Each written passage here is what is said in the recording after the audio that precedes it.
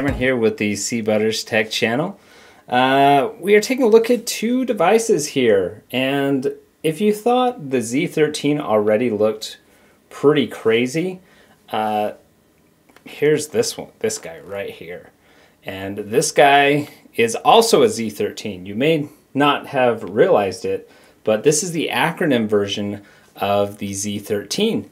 And aside from its wild styling, which we'll look at in a little bit closer, it has some of the more fully featured components inside that you don't get on the 4050 version. Namely, you get the 4070 RTX GPU, you get 32 gigabytes of RAM, and you also get Windows 11 Pro on this device, where this one only has Home, at least in the US.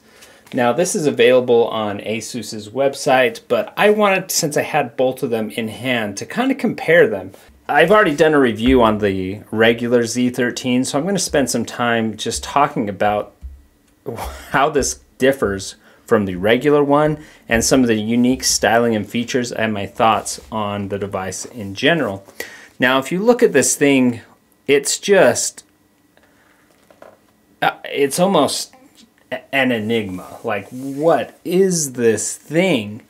And I think the most controversial thing that people may think about when they see this device is these corner pieces. So the corners on it, I was not thrilled. When I first saw this, I was like, what are these? And I almost hoped that these would be removable. It almost looks like it's milled out and is part of the same metal as the aluminum on the back, but it's not. It is a separate piece. It's not super clear if it can be removed or not. It could be welded for all we know, probably not, but it could be glued or screwed into there. These plastic pieces are very durable, very hard. I've kind of pried at it a little bit just to see if I could maybe take off one of these rubber pieces to see if it could be removed, because I actually, well, at first I thought I would like to remove the corner pieces, but my tune has changed on that a little bit as I played with this more.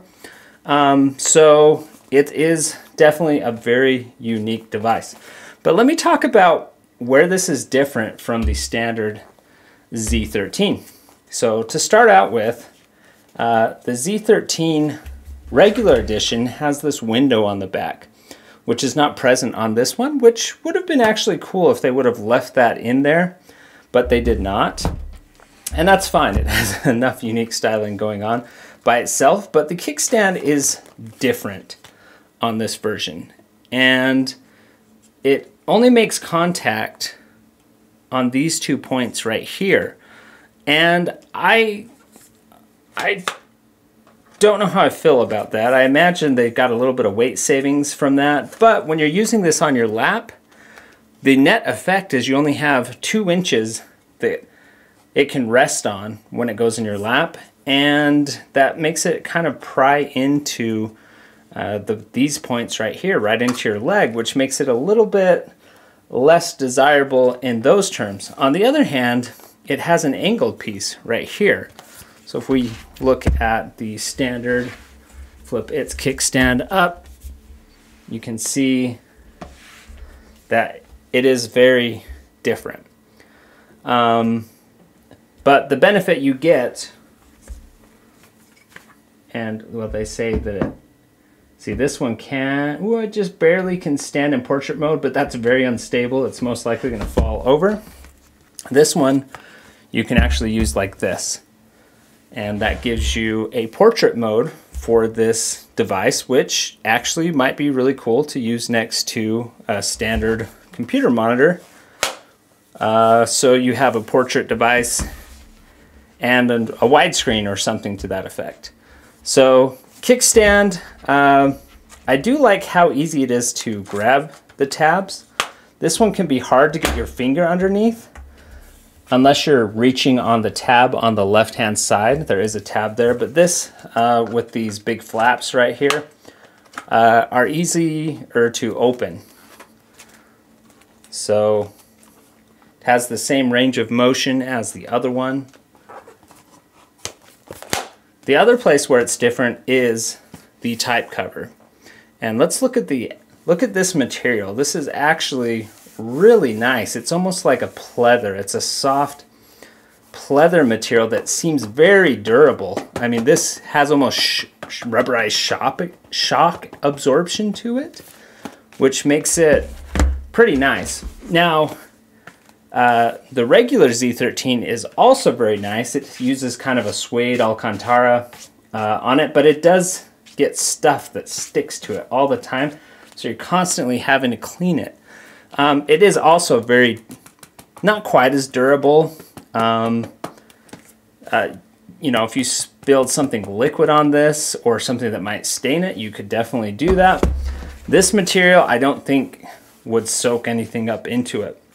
It's a nice soft touch material, and I actually really like it. I prefer this particular type cover. Let's look at the size difference, because these tabs make the Acronym version of the Z13 a little bit bigger in terms of footprint.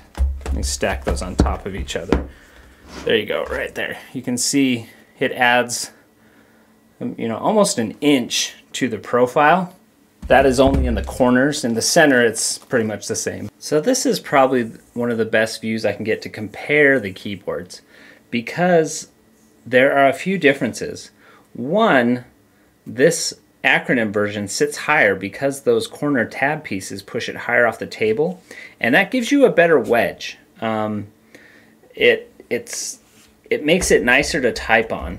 They're both pretty stiff in general, but there is a nice angle on the Acronym that you don't necessarily get on the regular Z13. Pretty similar, but it is nicer. The other thing is these keys seem A, higher quality, but B, they feel like they have about the same amount of travel. However, they are a bit taller, and they feel slightly nicer. These have kind of a rounded edge, and this has almost like a chiclet feel to it. It does feel more premium. Now, if you were wondering if you could swap these type covers one between the other, you'll find that that is not possible. And the reason that that's not possible is they actually have different size. It's a different shape. It's thicker on the Acronym version.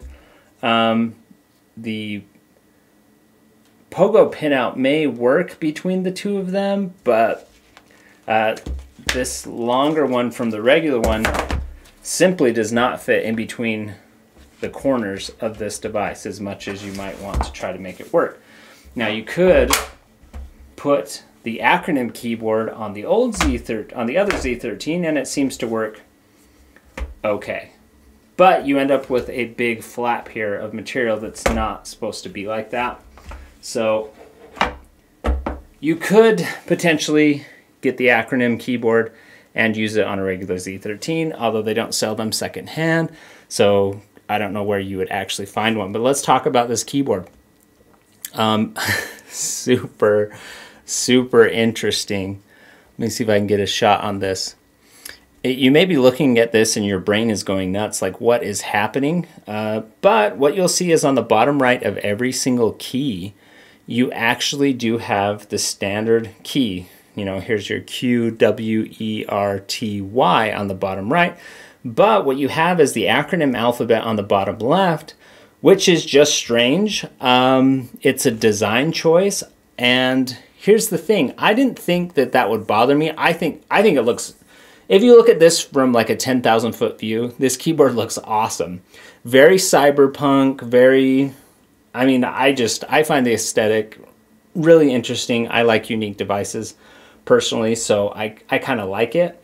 However, I didn't think it would mess me up in terms of touch typing, but it actually really does. I can touch type without looking at the keyboard all day long, but when you first go to position your hands and your brain sees what looks like a 4, suddenly you think you're in the wrong spot, and until you get your hands aligned, you don't know where your hands are on this thing. And the English alphabet on the bottom right is not as bright as the acronym alphabet. So I wish that would have been reversed, although the English lettering does show through in the dark. It lights up behind this U, but not the acronym U. So if you're using this in the dark, you don't have nearly as much a problem because the correct symbols are lit up by the backlight on this keyboard. So some interesting take there, not for everyone. Be aware if you go for this version, it's going to mess with your head until you get used to it. Okay, let's talk about the elephant in the room, which is these corner pieces. Now, if I could remove them, I might remove the top ones. The bottom ones you almost can't remove because if you were to do that, your flap would hit into the ground. So you almost can't remove these bottom ones. But as I've used this device more and more, I've found that these corner pieces are very practical. They are so practical. So it makes it much easier to open and close the device when you have a grip right here. A lot of times you have to lift this device up, and you know, it's when you're getting it set up, it's got that flap. So when you open it, you're gripping the cover. You have a place to rest your thumb as you pull it open. Where on the regular one, you kind of don't have. You kind of have to get. I mean, I'm being exaggerated with this, but it's almost hard to find a place to pull this keyboard cover off because it's highly magnetic. It sticks really well. And obviously I'm exaggerating that, but with this one, it's easier to maneuver it and get going with these edge pieces. It just works. And when you have to lift up the device and move it around, this is a great place to put your thumb. And when you use it in tablet mode, same thing. If you're using it, that you've got places to grip. One of the biggest complaints, I'm a regular on tablet PC review, and it's people who use tablet PCs a lot. And one of their biggest complaints is that bezels have gotten so small, there's nowhere your thumbs register touches when you don't want them to. And this really eliminates that issue to some extent.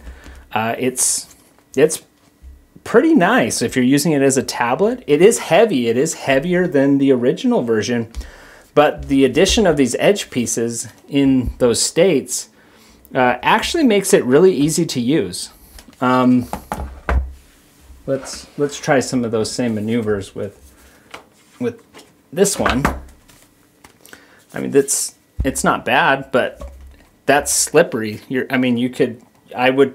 I feel like I might have this slip out of my hands if I was doing some of these moves. Not too bad, you know, it's fine, but these are really nice.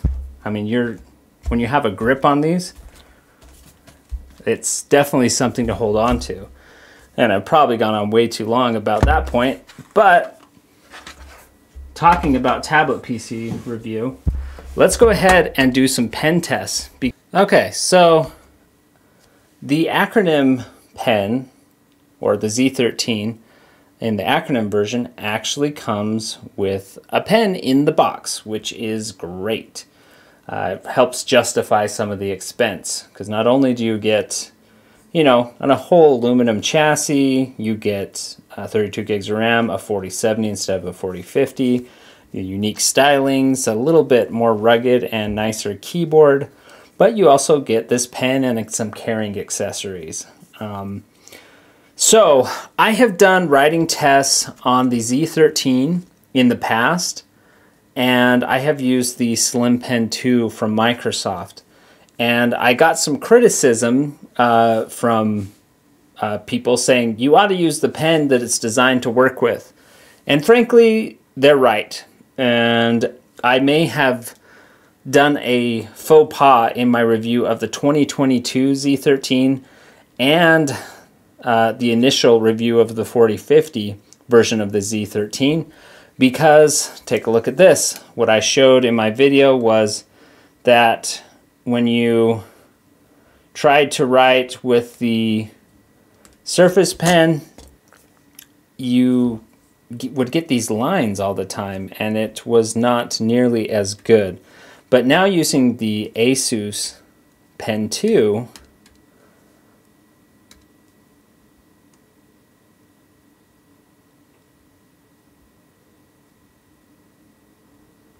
you may see that it flows a lot better. And I think it must have something to do with, you know, how close the magnet and the tip of these is to the digitizer. But with the Surface Pen, you can see that it just has way more jaggies. It's got way more jaggies. It's harder to control the pressure, and I don't know what that is other than, hey, this is the pen that it was meant to work with, and it flows smoothly and it works fairly well. And take a look at this. Let's do some vertical lines.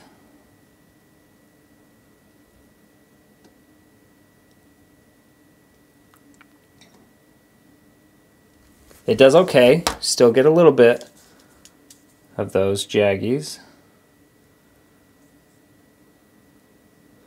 And you see that the Surface Pen just, it gets way more jitters. I don't know if that's picking up in the camera. Let me zoom that in a bit. But you can see Surface Pen gets these jitters where the ASUS Pen, well, I didn't do a good job on that, did I?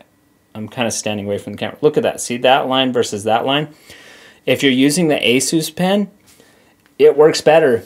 And I definitely have to go apologize to my viewers because I kind of was a naysayer on the X13 and the Z13 because I've been using the Surface Pen all the time. I mean, I never said it didn't work, but the ASUS Pen 2.0 definitely improves the experience. Harder to carry because it's round and it rolls away. I much prefer the Surface Pen 2, but for actually using it, the ASUS Pen is great. It works really well. The other thing I don't like about it is it doesn't have a eraser on the back. It has 2 buttons, so you can press the button and then you can get your eraser capability. So if you're using ASUS Pen 2.0, if you have a Z13, I haven't tried it on the 2022 version because I don't still own that device.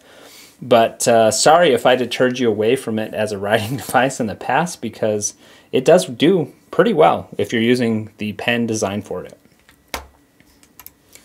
Another interesting note is even the charging brick has acronym stylings on it. So I'm going to run a benchmark on both these machines.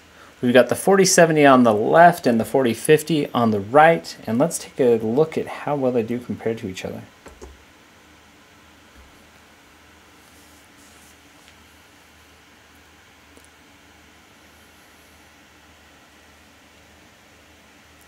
They both have the exact same CPU, the 13900H. You're good. You're good. You're good. And stop. And stop. Y'all take care. Y'all take care.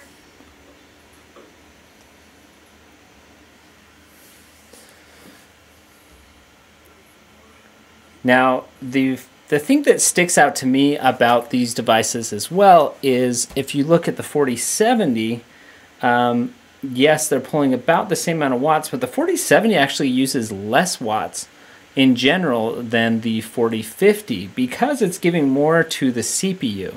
CPU over here is 23, where over here it's 17. And that I noticed that the watts is higher on the left-hand side, and I can only imagine that that's because there's more tensor cores that it has to feed on the GPU on the left-hand side. Now, you know, even though the 4050 is pulling more watts, it also is clocked higher as well. So maybe that's the difference. I'm not sure what that is. Comments below if you know what that would be. But the net effect, of course, is that the 4070 version is pulling well, is doing a lot more frames than the 4050.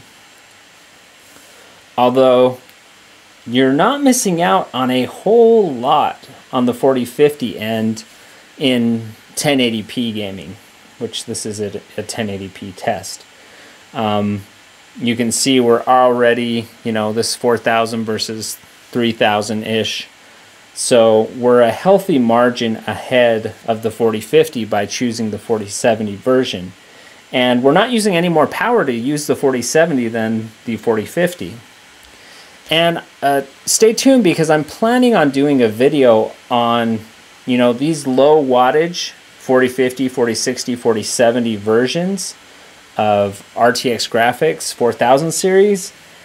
So many people have crapped all over them, saying that, you know, why would you want a 35 watt 4070? Why would you want these? This is why you want. This is why you want. I'll talk about it in the upcoming video, but it's so you can power thin-end lights like this at an extreme level of performance. Now, I'm getting ahead of myself for that upcoming video, but in this particular test, even using the XG Mobile 3080 on last year's Z13, I'm getting a higher score without the XG Mobile on this 4070 version. So let that sink in. Without an XG Mobile, the 4070 is outperforming the 3080 of last generation. And that's buying the separate eGPU dock. So pretty wild stuff here.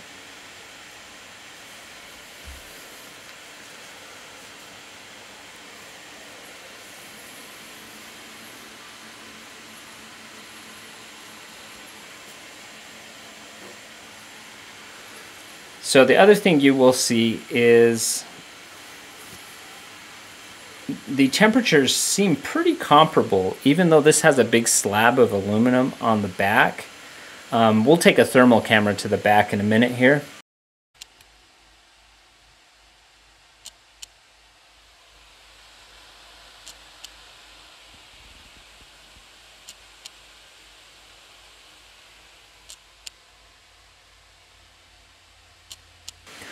But I think that has something to do with the fact that I think that it's targeting maybe certain temperatures.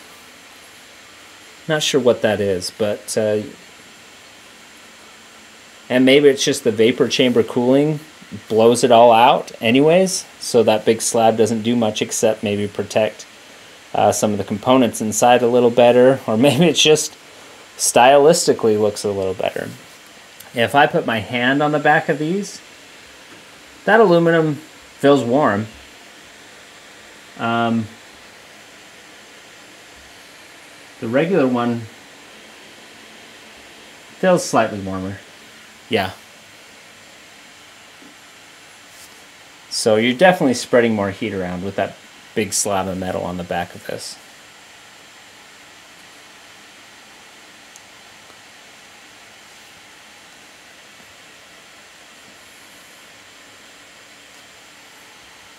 The other thing that's just super crazy to me is these are not even hitting 65 watts the majority of the time. You can limit the watts to 15 down here and make them stay at 65 watts if you want. I've done that with throttle stop. But I don't know. There's really not... the performance is so good, even when it's only using 50 to 55 watts, that you may as well let the CPU do what it's going to do.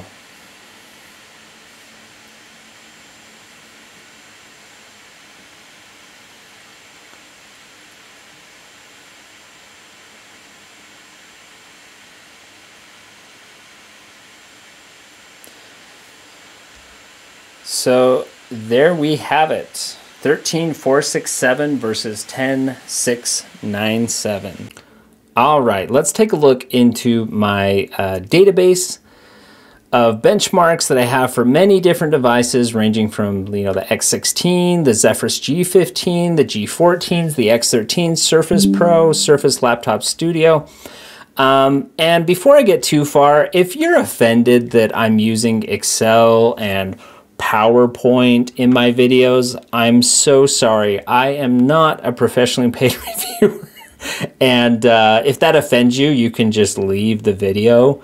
I don't have time to make things pretty for you. I'm sorry. I have a different job that is not this. And I just share this because I think it's cool. I think it's fun. I do not mind sharing it all. I love doing it. I love the community that we have on these things. But I'm not going to spend hours making this stuff pretty for you because that's not what this channel is about. So if you like that, go ahead and subscribe and like this video. If you don't like it, go ahead and you don't watch it. That's totally fine with me, but I'm not going to make things pretty for you unless I have time, which I don't right now. So here we go. Let's look at the Z13 4070 mobile. So look at that time. Look at what this device with 4070 is competing with. Here is the 2022 X13 with the XG Mobile external GPU. Final Fantasy, it scored, overclocked mind you, 13,256. We got my high score that I got on it on the now looking at the 47 without the XG Mobile, 13,535. That is a record. That is a literal record in my database on the Z13, which is just this tiny little device. 4070 in there. For the people who don't see the value of a 35 to 50 watt 4070 device, you don't understand. For thin and lights, it's amazing. It is so freaking amazing. And I'm going to do an entire video on this because yes, if you look at a 3070 Ti, compare it to a 4070, roughly the same, some DLSS 3 features, great. It's not as exciting. And people just like poo-poo these 35 watts. Like, why would they do that? Well, here's why they do that. Look here. This orange line right here, these are watts. And the orange line is a 3050 Ti. The 3050 Ti is like the best GPU you could get in a thin and light tablet with pen support. And look how garbage it is. I mean, it's not garbage. It's fine. But look at what you can get with the 50 to 65 watt 4070. That is almost double. That is double the performance. Almost double the performance. If you look at the line, this is watts going up the values here, and the green is the 4070, 4060, 4050, and 3050 Ti. So for those of us who are stuck at a 35 and 45 watt device, when you get a 4070 on this curve, you're getting double the performance. So for us, the people who like thin and light, pen enabled, 2 to 3 pound devices, we finally have options where we get very, very good performance. Yes, it doesn't compete with a 4070 in a 100 watt package. I get it. I totally get it. And yes, NVIDIA should have probably designated them a little bit better. The 4090 mobile being a 4080 is questionable. I get those things, but I am so excited about the actual performance that we are seeing in the 4000 series over the 30 series. At 30, I mean, let me put it this way. Look at this dot right here. This is 25 watts on a 4050, and it beats an 80 watt 3050 Ti. 80 watts, 25 watts, same score. Incredible performance. And when you're at that 65 watts, you're getting almost double the performance. So this generation of 40 series laptops in thin and lights is awesome for those of us in that category. Probably kicked a dead horse on that one. I'm doing a whole video on that in the future. But yeah, I am super excited. I'm super excited about the Z13. I like the stylings. It's not for everyone. There were things I would want to be different about it, potentially.